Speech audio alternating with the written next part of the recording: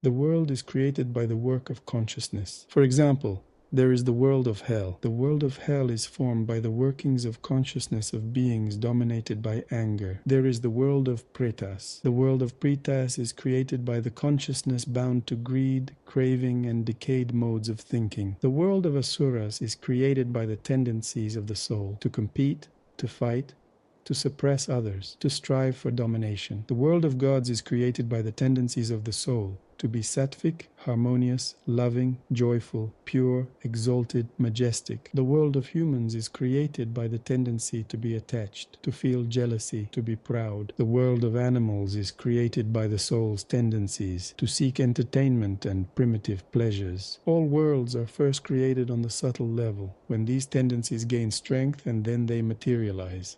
In this sense, it is said that all worlds are created by the mind. One cannot enter a particular world without having the corresponding tendency or intention. An impure mind always sees impurity, a greedy mind, greed, an aggressive mind, aggression, a loving mind, love. When we understand that the problem is not in ourselves, but in the qualities of our mind, and that the mind is the key to the creation of reality and its transformation, this becomes the main field of our work. We begin to purify the mind, to cultivate it, to work with it, removing undesirable qualities and manifesting the desirable ones. Our task on the spiritual path is to cultivate the right mind, to transform the impure into pure, the weak into strong, the contracted and limited into open and infinite. The cultivation of the mind is like plowing a field. Sooner or later, fruits will grow. Beautiful fruits. Whoever works well with the mind receives good fruits. Whoever works poorly receives nothing. Everything depends on us. Each day we must labor in the field of our mind. Each day is meant for purifying the mind and breaking through to new, deeper levels of pure consciousness. People do not realize that every day of their lives will one day become memory. The present in which they live is already memory for future generations, and for themselves as well. Time passes and everything becomes merely recollection. What kind of recollection it will be? Sublime, pure, divine, negative, or neutral? Depends on themselves. Often people overestimate the goals they achieve, the tasks they set. After some time, all of it becomes unimportant.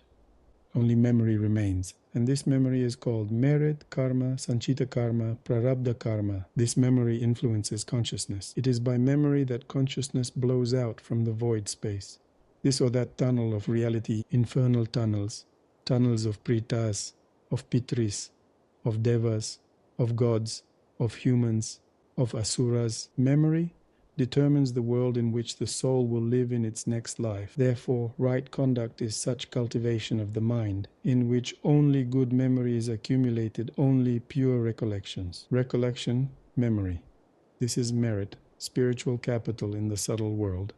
In the material world, this is rarely understood. When we accumulate good memory, wonderful tunnels of reality open before us. Innumerable fields of merit are connected with divine beings. For example, why can Indra, the king of gods, rule the entire universe, while we cannot? Because in his memory there are countless sublime impressions, accumulated merits. In his memory there are millions of years of penances, austerities, righteous lives, rituals, yajnas, reverence for saints, comprehension of the mysteries of the world, the revelation of divine mysteries, liturgies, the urges. This memory opens to him infinite possibilities and paths of mastery over wisdom, and it is pure and exalted. In the same way, each day we must work with our mind, so that the day imprints itself in us as a pure, sublime memory. In essence, it does not matter what we gained or lost. In the end, only memory counts.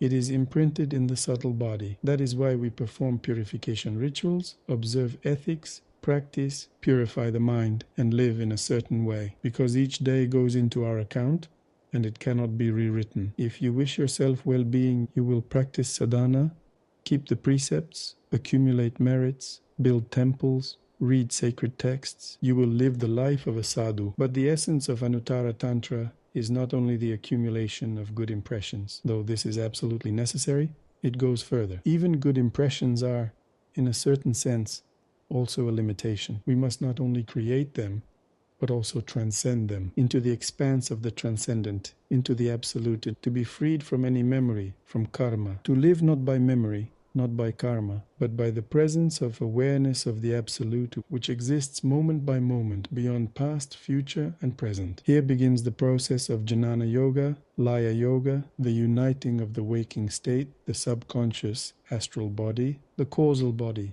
dreamless sleep, with the higher self. The key to transcending memory is the development of awareness, the ability to meditate, to work with awareness, to contemplate. In the tradition of Advaita Vedanta, we study three main principles: Shravana, Manana, Nididhyasana. Shravana, direct introduction to the nature of the mind; Manana, deepening of its understanding; Nididhyasana, the continuous sustaining of contemplative presence. When we master these three, we are freed from bondage to memory. And this is true liberation, for karma is memory, and samsara is bondage by memory. We act because memory compels us. It is not about operative memory, but about the deep memory of the soul, samskaras, which govern the subconscious. This does not mean that we remember nothing.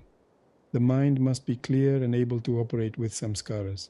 But our relationship to them changes. They no longer bind us. If it is good energy, we simply use it as capital. But the basic consciousness is not captured. It abides in infinity, in the transcendent expanse of the Absolute, in the state of Brahma Ahambhava. Then we understand that memories, karma, past impressions are simply energy, with which we may either identify or not. If we do not identify, this energy transforms into Chit Shakti Vilasa, into Lila, into play, for it obeys infinite awareness, while living beings are under the power of their limitations. And then there is no need to be a slave of karma, a slave of memory and causality. Then one can play with these energies, live freely, soar in the infinite space of the Absolute. When is such play possible? Only when the primordial player awakens in us. And this player can only be the Absolute Bhagavan. This inner player, the higher consciousness, awakens within us through self-inquiry, through discernment of the true and the false, and through inner detachment, as well as through faith, devotion, practice, and service. For this we must unceasingly purify ourselves, work with the ego, establish ourselves in humility, in awareness, in self-liberation and self-surrender.